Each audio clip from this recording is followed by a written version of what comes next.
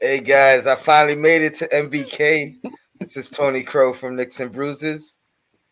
And I'm I'm Stephanie from the Queen's Court. and you are watching. The crossover. That's right. We finally here. We told you we were coming and we made it.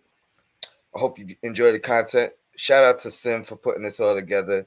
Absolutely. The Podfather himself. And we're gonna start off with a Knicks and Bruises segment. Knicks and Bruises. And we're gonna just talk about our Knicks and Bruises so far up to this point during the season. Um, if I'm gonna start with a Nick, something small that's been lingering all year long, I would probably say Evan Fournier has been a Nick all year long. Coming into the season, I thought we were getting a guy who was at least gonna be a consistent scoring threat.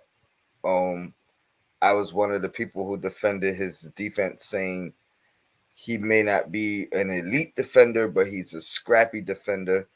Um, Guy who doesn't really back down to pressure or situations, and he, as the team has, been very inconsistent all year long.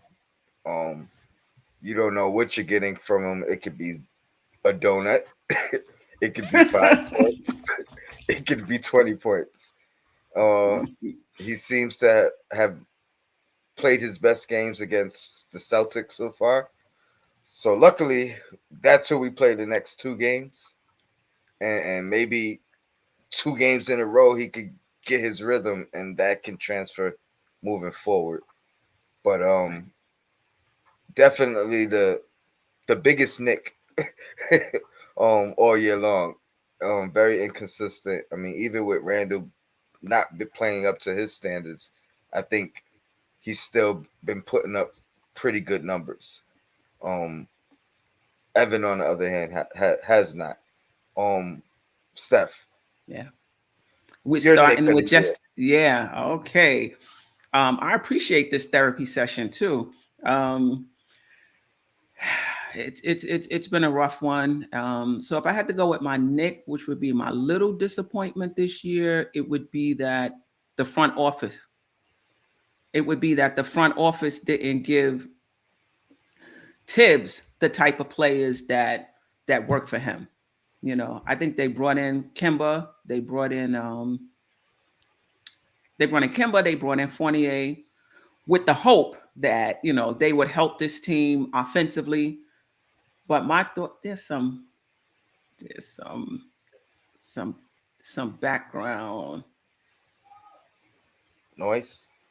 Yeah, hold on. Give me 1 second, family. 1 second, family.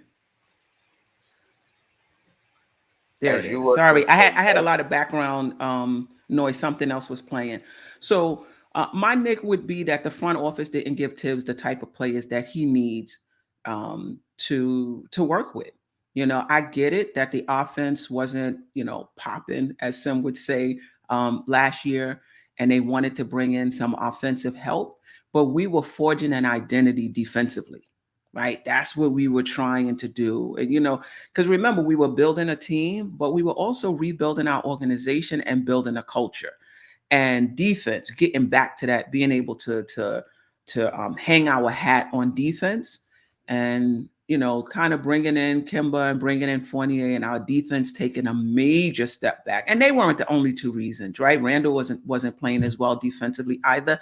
That was just a minor. That was like a nick for me, like just not continuing with the identity that we had. Yeah, agreed.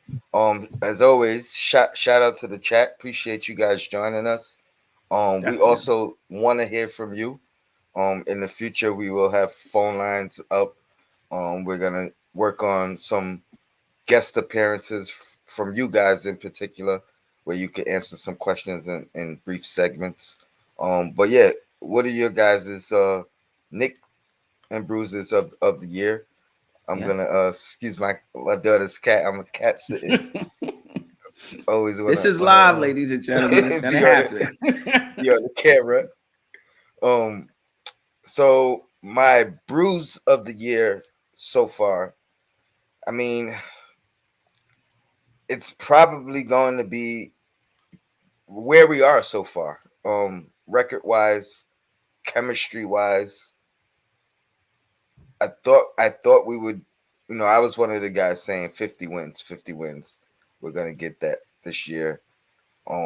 The chemistry has not been good at all, especially in that starting unit. Um, like Queen just said, we brought two new additions in, so I thought it would take some time for these guys to get their chemistry in order. But I mean, you see glimpses for one game, and then you don't for Yeah, three. You right. see glimpses for another game, and then it's two bad ones. And thank God the bench has held us down so far this year. Because if not for their consistency and their chemistry, Right. I don't know where we would be. Um, and again, I don't want to put that all on Fournier. I definitely don't want to put it all on Kemba either. Right. But something's there that chemistry is not where it should be, especially in that starting unit. Um, so that's I don't know if you could label it the record where we are so far, even though we're not even far off from where we were last year, but it's gonna take another performance like last year in the second half to get us where we want to be. Um, what you got, Steph? Yeah. I think my bruise is the same. It's the same. It's just a disappointment of the season up to this point. And I think you're right that record wise we're the same, but the feel is not the same. You know, this similar record last year, you had the sense that the Knicks was moving in the right direction, right? You had the sense that, we had a defensive identity. We just couldn't make shots, right? This team right here, I don't get that sense at all, and so I'm disappointed. And there's enough blame to go around. I'm disappointed that Kemba and Fournier didn't work out.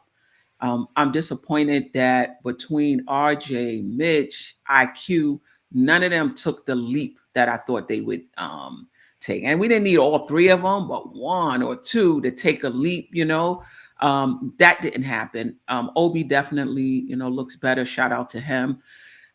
So all of that kind of goes into our Randall regressing, in my opinion, just not as efficient as he was last year, and not showing up on the defensive end. He was much better defensively last year, right? So that's the bruise, and it hurts, that you coming into this season. At least I was super excited, that we're building something, and we're going on another playoff. We're gonna get into the playoffs again, and right now it's not even a guarantee you know so I'm interested in the chat, like what's your disappointments, as another way of saying it, as far as the season is concerned up to this point. Yes. Yeah, So but that's definitely for me. agree. Leave a comment. Let us know what your biggest nicks and bruises of the season so far. Debut. I see you in the chat. Appreciate you. He says, Tony and Queen, keep doing your thing, and I will Appreciate it. work on not saying so much. Somebody said, what's I- the over under? that was debut. That was debut. I see you. Hey, I'm working on it, bro. I'm working on it. um, there it is again. All So right. I don't know. You want to highlight Yeah, I'm some interested chat in this. comments? Yeah, I'm interested in this one by Bamboo. What's that? Music or Music, Music? music. Steph, we good. We're gonna be just fine. We're exactly where we need to be at this point. But I guess my question would be, and at some point the phone lines will be up, and we'll have the opportunity to kind of talk face to face. What makes you think we're going to be fine, though? Like, and this is for everybody in the chat who thinks we're going to be fine. Is there something that you've seen as of late that makes you think we're going to be fine? Like, I think about our point guard situation. Kemba will be back at some point, and he'll go back to starting for us.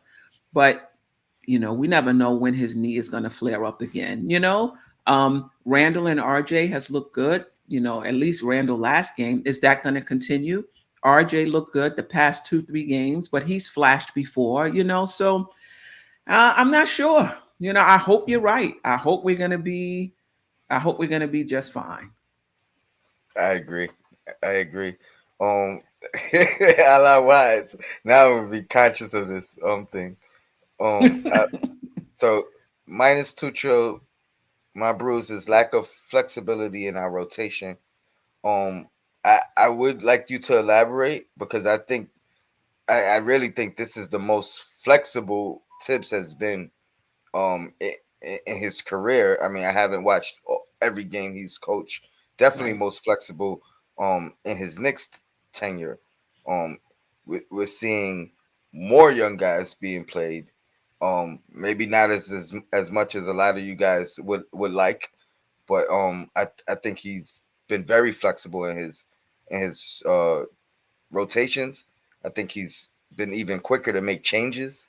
Um, some drastic changes. So I would like you to elaborate on what you mean by the flexibility. Or are you just saying maybe more minutes for some of the young guys? right. And to add to that tone, how we're not in Tibbs' head or any of the coaching staff head when they're making their decisions on who to play, who not to play, who to play longer, who to pull out. There's a lot more going into that decision than we're aware of.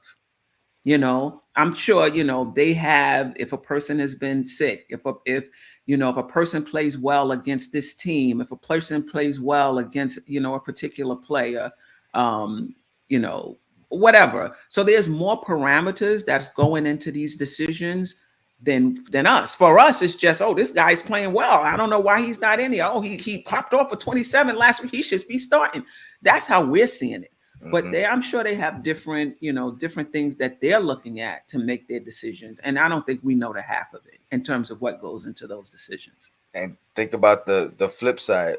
I mean, you mentioned us wanting somebody to play because he had a good game or whatever the case.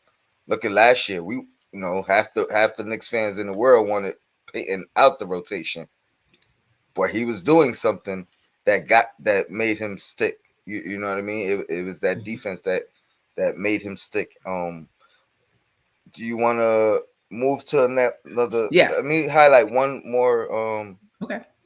one more thing here. He goes, I think this is Von Allen. I think it would be big if the front office moves Fournier to basically admit they were wrong on his acquisition. His inability to defend absolutely has his minutes down. Um, I mean, I mean, this is what I'll say. Go ahead, Tom. You was gonna say something. no, no, no. Go ahead. Lead the way. Listen. Well, this actually leads into the next segment. Um, what say you? And we're gonna and so in this segment we can answer that that question as well. There was an article today in the Bleacher Report that stated that Tibbs pushed for Fournier, right? So this is my take on it, and then what say you? But my take on it is I can definitely see Tibbs pushing for Fournier. It didn't work out. It doesn't mean it wasn't the right decision at the time. A lot of times when you're making the decision, you're making it based on a lot of different factors, but it doesn't mean it's going to work out. I'm sure Tibbs saw somebody that can score on all three levels. Right now, I'm talking about in the summer before us seeing Fournier. I'm sure he saw somebody that can score on all three levels, that could take it to the rack and finish, mid range, can shoot the three, has some playmaking abilities. Like we were even calling him, or at least I was, the poor man's Gordon Hayward, like that he could bring a little bit of everything. And that no, he wasn't a defensive maestro, so to speak, but he felt like he was adequate. And you remember, he was coached by Clifford, so a good friend of Tibbs. So I'm sure Tibbs got information from him that, listen, he may not be a great one-on-one defender, but he'll hit his rotations, or whatever. He'll be where he's supposed to be. So I could definitely see Tibbs pushing for him. It just didn't work out. Kimba didn't work out in Boston. Kyrie didn't work out in Boston. It's so many times where you think a player is going to fit and you trade for them or you sign them in free agency or you draft them and it just doesn't work out. Doesn't mean it was a bad decision at the time. But what say you, Tony? Man, I mean, I agree. I think Tibbs saw something in him. Like I stated earlier, I think it wasn't necessarily that he was an elite defender, but he was a feisty defender or adequate defender. I don't think he thought the liability would lie there in that. And I also think he thought we would get more consistency from him. Like you said, a guy who could score all three levels: 3-pointer, layup, mid range. Uh, a guy who did some shot creation for himself on other teams. Right. It's just hasn't worked out. So what I'm gonna say for what say you back to you is, do you think maybe he would be better suited coming off the bench, running with that second unit, where maybe he could have a little bit more freedom or a little bit more control in the decision making and where his offense is coming from? Maybe it's the system of that starting unit that is holding him back. Well, you stole a question later on in the segment, but yeah, I mean, in the second unit, that's a faster unit, right? They're running and they're gunning. Does Fournier fit with that? I think he kind of fits with the slow first unit. He kind of fits with them. He's just hasn't been effective. And listen, we saw Fournier. It's not like Fournier is coming from college. We saw Mm-hmm. Fournier over the past, what, 5, 6, 7 years, however many years he's been in the league. I thought he would be a good fit as well. And, if you look at his efficiency, it's not that bad, in terms of his hitting shots. It's just those counting stats, just that consistency, game in and game out. And I do wonder if there's certain things we could do in the offense that plays to his strengths. I know he mentioned a few days ago, I think I read somewhere that he wants to handle the ball more, maybe be in pick and rolls, be the one, making the decisions. We definitely have room for that. Rose is out, Kimba is out. We definitely have, room to do that. But I'm just not going to buy into the narrative that, the reason he's not successful is because of the offense. The offense is to generate shots, and he gets shots. He does. He gets shots. So, um, Can I give some pushback though? yeah, definitely. Because some of I think a lot of the shots he get, and granted, a lot of them are open shots, wide open shots as well. But I think he's pigeonholed into more of a catch and shoot guy. Um, Almost, even that 2-man game that was so good for us last year with Bullock. Hmm. It's I see it as him being pigeonholed a little bit into that role rather than, like he's saying, let me get the ball in my hand, let me get a little bit of rhythm. And the only reason I say with the second unit is because I don't know how much putting the ball in his hand in the first unit is gonna mess up Right, I mean, great, the chemistry hasn't been there, but mess up everyone else. Where I right. think in that second unit, everybody kind of gets a turn to be the man. You know what I mean? Hmm. Hmm. It may Hmm. be Rose, it may be Quickly, it may be Burks. Like, you never really know who's gonna be the leading scorer on that Right. second unit, but they're gonna kind of play together, play off each other. Everybody kind of gets a shot, and maybe this is something that if he is here for the long term, he picks it up next year. You know what I Right. mean? Right. In that first unit. But I just think he's somewhat pigeonholed in that second unit, and it's tough to learn on the fly. It's tough to figure that out while you're trying to get wins. And I'm not Right. shooting him any bail. I'm just saying Right. that, Right. that's kind of what I see there. So in the second unit, though, I don't see him handling the ball between IQ and Burks. You see him handling the ball. I kind of see him still playing off the ball in that second unit as well. The reason why I think he can is because, like I said, everybody kind of gets a turn. Burks will still handle the ball. Rose will handle the ball. Quickly will Mhm. handle the ball. Like anybody in that like there's no. It's kind of almost like not non-definitive roles. It's almost like um everybody can do what they can do best. Nobody's kind of nobody's pigeonholed into, all right, you're just a catch and shoot guy here. You're just doing it. You know what I mean? Mhm. Where I, in the long term, I think it could still work at with the first unit. I just think he could have an immediate impact in that second unit. The other thing I'll say in the first unit, I agree. In terms of ball handling, he could forget it. RJ doesn't even handle the ball. It's either whoever the point guard is and Randall. That's it. And everybody knows it. They don't even attempt to take a dribble when they get the rebound, right? But I think he can be more than a catch and shoot. When that ball is passed to you, you can shoot it or you can put it on the floor, drive into the lane, and we've seen him do that and create offense either for yourself or for somebody else. So I do think there's room for him to do more than just catch and shoot. And actually, he has been doing more than just catch and shoot. I do notice that there are some games where he's aggressive offensively. And remember, his usage rate is, I think, third on the team. So we can't argue that the ball is not in his hands. The ball is in his hands. It's just, what are you doing with it when you get it? Now, Andy will argue that, he's an international player and that's how they play. They don't force the issue. Even though he has the ball in his hand, he's going to make the right play, which maybe is to pass it to, I don't know what the right play is. But the point I'm trying to make is he has the ball in his hands enough to be aggressive.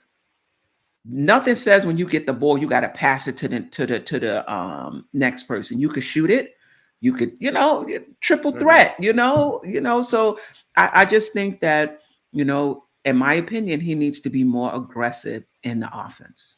He just needs to be more aggressive. And as far as his defense is concerned, last night's game, I thought he was, to use the word you use, feisty on the defensive end. He was feisty yesterday, and that's what we need every night from him. And I don't know if I'm ready. To me, Fournier listen. Don't kill me, chat. To me, I think Fournier is a good player. I just think he's not playing well for us. He has a very good skill set. It's just not working for us, you know. Um, and I mean, if we traded him, we traded him. But I don't think that Fournier is the number one issue on this team. The number one issue on this team, in my opinion, is the point guard position. Yeah, yeah. And you called it before the season started. It felt like me and you were kind of going at it a couple of times early in the year. Because I had my views on Kemba, and you had your views on Kemba. You agreed when healthy. That's one thing, but you had worries about that. You did not agree with point guard by committee from the beginning, Right. and I gotta admit you was on point with all of those takes prior to the season. Um, We win some and we lose some. I got a few that hasn't aged well. I got a few that haven't aged well for sure. Um, did you have another?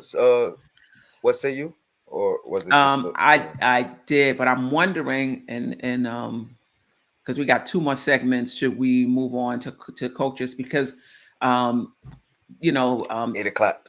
ladies and gentlemen, 8 o'clock, the NBK report, excuse me, the NBA report with Ron and John is gonna follow this show. So we're trying to stick to the timeline. We can always come back. I did have another one. I wanted to talk a little bit about RJ, but I guess given the games that he's had as of late, Mm-hmm. but we talk. All right, let's do that, and maybe we can cut out another segment. You got it. Um, All right.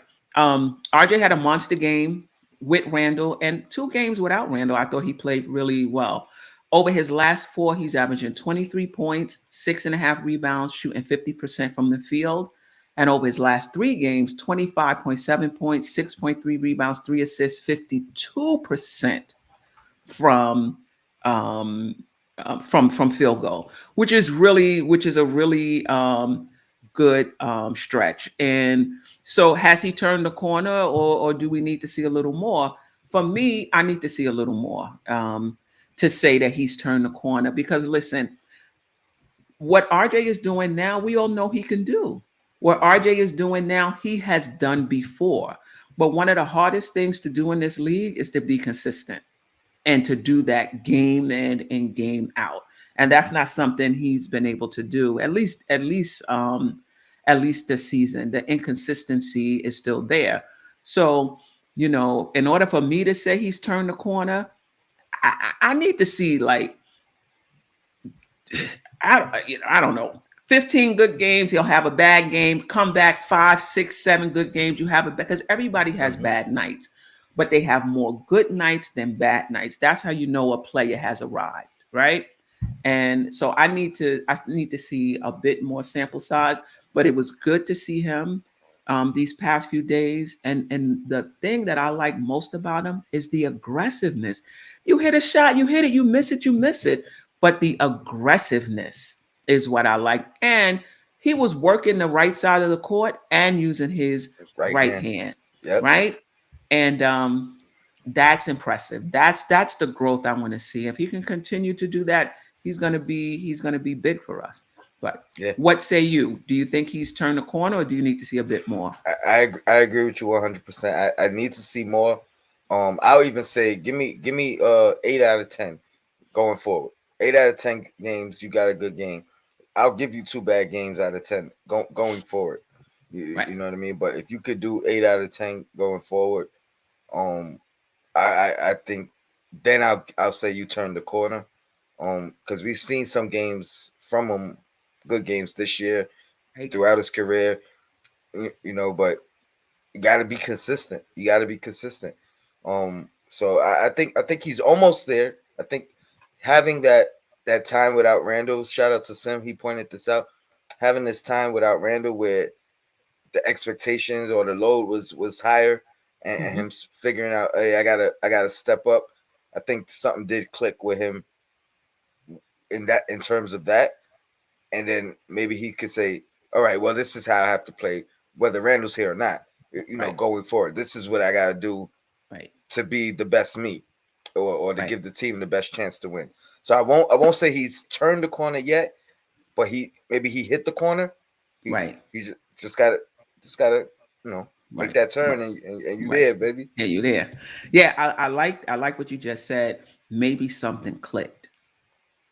If something clicked, we could be on to something. We could be on to something. And so let's see.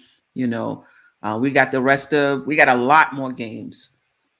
So we'll definitely know whether he's turned the corner or not. Shout out to Robert. I always get the ones with the names that's difficult. Let me see if I can do. Shout out to Robert Ubatasio. RJ still needs time to grow. He's not going to beat anyone with his athleticism. His game is outthinking his defender.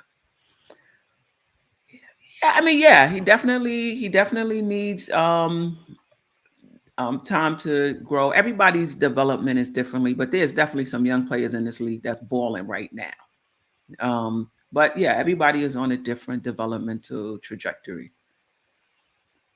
So Yeah. now we're going to move into our next segment, Coach's Corner or Coach's Decision. Tom? Um, I know you have coach's decision locked up, and I know we agree on that. So, not coach's corner. Actually, I think it was Oh, I coach's put challenge. Coach's Challenge. Let It's me so fix that up. it's so good. Coach's challenge, Right. and this is challenging a decision that Tibbs has made. And being that this is the first show, I'm gonna base it off year to date. Hmm. And my only challenge would have been the whole demoting Kemba into the situational role. I He wasn't didn't even like. situational. I mean, yeah, He wasn't even he situational. sure wasn't, because situations came up, and he was still on that Right. bench. So you're absolutely right. He wasn't like he got exiled, if you will, Basically. and I did not agree with that.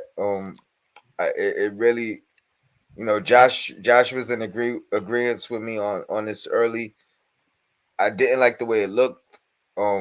It hit a sore spot for me personally, because everybody knows one of my big Knicks and bruises, as being a Knicks fan, was the treatment of Stephon Marbury Oh yeah. by D'Antoni. Granted, they had history prior to the Knicks, but it gave me that remnants feeling. So that really was my only. That's my biggest decision that Tibbs has made thus far, that I didn't agree with. So if I could challenge the coaches, challenge the coach, that would be my coach's challenge. I'm gonna let you take care of the coach's decision, because we Yep. are in 100% agreements. Yeah. I mean, the coach's decision, which is a decision that I agree with and Tony agree with as well, was last week when we played Detroit. Um, the starters weren't playing well, and that's not the first time that has happened. Kimba had 2 points for the game. Randall had 5 points for the game. That third quarter, we basically imploded. It looked like I don't know what we looked like, a fool's folly out there. And the second unit came in somewhere toward the end of the third unit. They held us down like they've done the entire season. The fourth quarter, they brought us back and we won the game. And I agree with Tibbs' decision to let them finish it out. When it got to like 6 minutes, I thought he was going to bring, Randall or some of the starters, back in, but he didn't, and he let them rock out for the rest of the fourth quarter and finish the game. And that's a decision that I definitely agree with. 100%. And you brought up the timeout. It was so funny. It felt like the longest timeout ever, because he called that timeout, and we thought it was it was going. Oh boy, he's bringing the starters back in, and he really called that timeout to give those young guys a rest, because he Rest. knew he was gonna rock with them. Yeah. And I agree. That was one of the best coaches' decisions that I think he's made all Right. year. I'm sure it was tough for him. That's Right. not what he does. Um, Historically, Right. we've had times throughout this year, where some, I'm not even gonna say young guys, but some bench players were Hmm. outplaying some starters, but he ended up going back to the starters. So Right. I'm sure that was tough for him, tough decision for him to make. Right. But those young guys, they made it easy for him. Yeah, they definitely did. And that's a good point too, because I was even saying at some point he's gonna have to make a substitution because they're tired. But he called a time out to give them rest. So he was fed up. He was fed up with them. He called the timeout, like you said, to give them rest, and they finished the game. And I think that was one of the reasons why, even though we were like 2-2 the past week, I still wasn't that high on us. Like that we had turned the corner, because we beat Detroit, but we didn't play that well against them, in my opinion. Other than the second unit. And when we beat Minnesota, Carl Anthony Towns wasn't there, Anthony Edwards wasn't there, D'Angelo Russell wasn't there. And I get it. You play who's there, and nobody is crying over us. We was missing place pieces as well. But in terms of evaluating the team, it's kind of hard to evaluate them when you're playing Detroit or you're playing teams that's missing um, their players, which is why last night's game I thought was a really good game, even though they were missing some pieces as well. Whoever they had in there filled in admirably for them, the Sykes guy. So you just kind of got a better sense of who we could be, actually. Absolutely, absolutely. Yeah, And yeah, I think we can go right into the next segment. I think you kind of segued right into it. So yeah. go ahead, and lead that off, and we'll get right into it. Yeah. Agree, disagree. Staying on our Fournier. Well, it's two actually. Do we want to do Hmm. the Fournier one or the Fournier one? Let's end. No, let's start with Fournier. Let's start with Get Fournier. our Let's be quick. let's get I got my eye on the time our vegetables first, and then we'll get to the to meat the and main course. potatoes. All right. Agree, disagree. Fournier has not played well this season because the offense is not geared toward him. And I'm gonna keep it brief because, like you said, I kind of We got mentioned five this minutes for each a segment, little but a little mhm, bit earlier, and I kind of agree with that. I think now you could be right as well. It mhm, could be his aggression that could have a large part to do with it, and that could be from being on a new team, maybe not want to step on toes. But I didn't see him as that type of player or person. I always kind of felt like he was a guy who was outspoken, spoke his mind. Even some of his post game interviews, he doesn't necessarily say anything bad or wrong, but he also says what he feels. mhm, You know what I mean? Um, but I do kind of agree with that statement. mhm, So maybe it's a split. It's a split for mhm, me. I think he mhm, can be more aggressive, but I also think they have to figure out a niche or a time for him to maybe, all right, here for you. This is your time. I like it was a couple games ago, maybe four games ago, where I had pointed out how everybody had a turn where he had mhm, scored 11 straight points. I think mhm, quickly made it score 9 straight points. I think RJ scored 10 straight points. So if he could get into something like that, where all right, this is your 2 minute stretch, your 3 minute stretch, where we go into you, we're running mhm. through you. I think that might help him. Right. I agree with that. I can't say that he's not playing well because the offense is not geared toward him, because the offense is not going to be geared toward him. It's going to be geared toward your better players. But I could definitely agree that I could see where he could play better if we were running things for him. Maybe he could play better if the ball was in his hands a bit more. Like if he was, like we talked about earlier, running the pick and roll, maybe he could play better.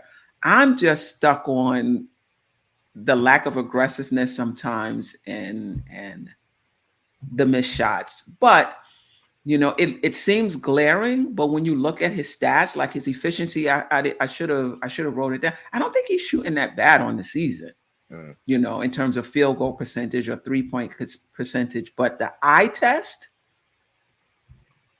it's just not. It's just not good.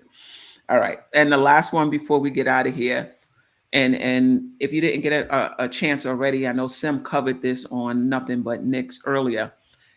Can Randall and RJ lead the Knicks? Oh, well, agree, disagree. Randall and RJ can lead the Knicks to the playoffs this season. Hmm. I agree. I think they not only can they, I think they will. I think they have to. I think they're the catalyst. They're the main two guys that came back from last year.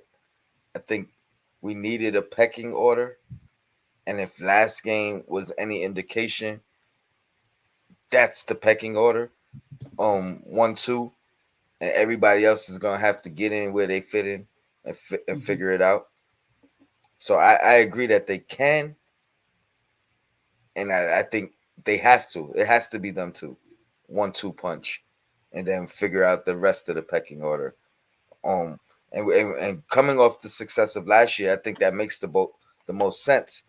You can't really expect, contrary to what I said early in the season, you can't expect Kemba to come in and solidify his role as the number two guy, or mhm, or A1, A B B1, whatever you call it.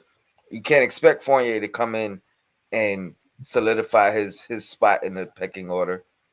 I think they have to feed off the two guys that been here, the two guys that did it for us last year, got us to where we ended up. mhm, So I agree, and I think they will. I hope they will. Yeah. I agree with a few caveats. I agree if it's the efficient Randall we saw yesterday, who made quick decisions, didn't held the ball, was very aggressive, was engaged defensively, dove on the floor to get the ball from Sabonis. If it's that Randall, absolutely. And if it's the RJ, like you and son was talking about, with hopefully something clicked, and is that RJ who's going to be aggressive, who's going to work the left side and the right side, going to finish with his left and the right, going to hit his mid range? If that's the RJ and the Randall that we saw um, yesterday, then there's no doubt about it. They can lead us to the playoffs. If it's the RJ and the Randall from, I don't know, a week or two ago, I'm not so sure. I'm not so sure. But if it's those two guys from yesterday, no doubt about it, we're going to the playoffs for sure. Yeah, and like I said yesterday on Nothing But Knicks, it don't have to be 30 and 30, 30 and 32. Oh, no It doubt. could be Yeah, it could yeah, be yeah. it could be 25 and 20. You know what I mean? Consistent, and I Right, think that's enough that the other guys will look at it and see it and feed off of it, and right. we'll start getting these wins, knocking these wins up. Shout out to Charles Dudley. He says they're supposed to lead us. I agree. If we don't blame Fournier. It's up to RJ and Randall. That's a good point. Very good That's point. a that is a very very good point.